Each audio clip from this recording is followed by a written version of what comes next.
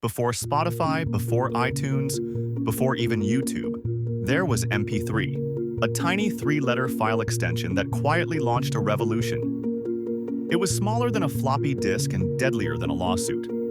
It crushed CDs, broke the music industry, and made an entire generation rethink what music even was. But here's the thing no one talks about. MP3 didn't rise because of Silicon Valley. It didn't become global because of record labels. It exploded because of pirates. This is the secret history of MP3 and how underground hackers, rogue college kids, and pirate culture reshaped music forever. The MP3, or MPEG audio layer III, was never meant to be dangerous. It started as a German research project in the late 80s, buried deep in the Fraunhofer Institute. Scientists were working on ways to compress audio, basically, how to shrink sound without destroying it. It wasn't about rebellion, it was about math. But like most tech revolutions, the creators had no idea what they'd unleashed. MP3 could shrink a song to 1/10 of its original size. You could suddenly store thousands of tracks in a space meant for one. That sounds normal now, but in the 90s, it was like discovering teleportation. By the mid-90s, Fraunhofer started charging for licenses. They tried to control MP3, but it was already too late. Somehow, somewhere, the code got out. Whether it was leaked or reverse-engineered, no one knows for sure. But suddenly, MP3 encoders were appearing on the open web for free. And that's when the pirates arrived. The late 90s internet was the Wild West.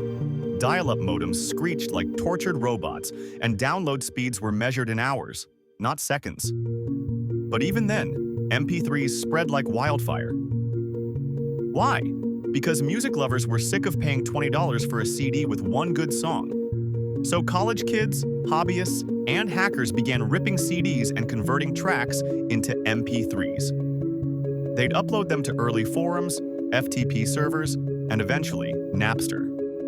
Napster wasn't the first file-sharing platform, but it was the one that blew the doors wide open. Suddenly, you didn't need to be a hacker. You just needed a modem. Any teenager could search for their favorite song and download it, for free, in minutes. The music industry? They panicked. They sued Napster. They sued college students. They sued 12-year-olds. But the damage was done. MP3 was no longer a format. It was a movement. Behind the scenes, something else was happening. Entire communities emerged with one goal: to rip, compress, tag, and share music perfectly. These weren't just random people uploading garbage files. They had standards. They had pride.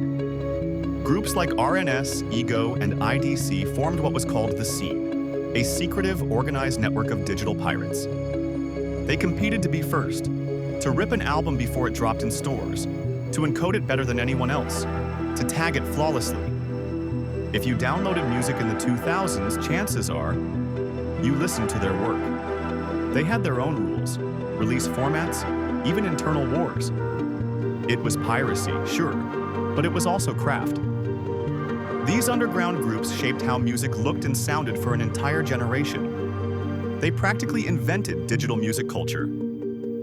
And here's the irony. While the industry screamed piracy, it also copied it.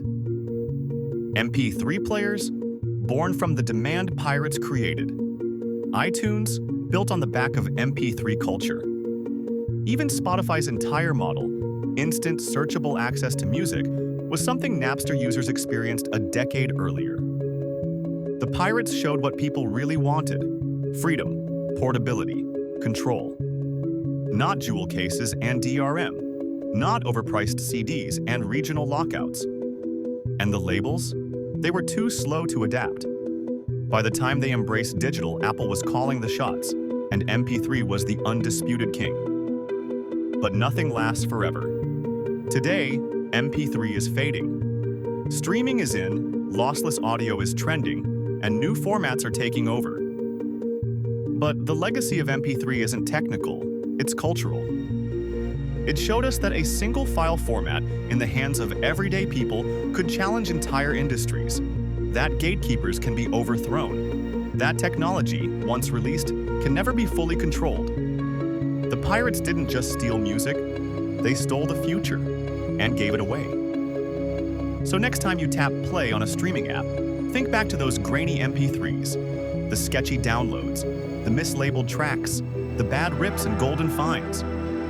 Because before the algorithm knew your taste, pirates gave you the world. This was the secret history of MP3. If you enjoyed this Tech Time capsule, don't forget to subscribe to Techno Tales, where forgotten innovations, hidden tech stories, and digital legends come back to life.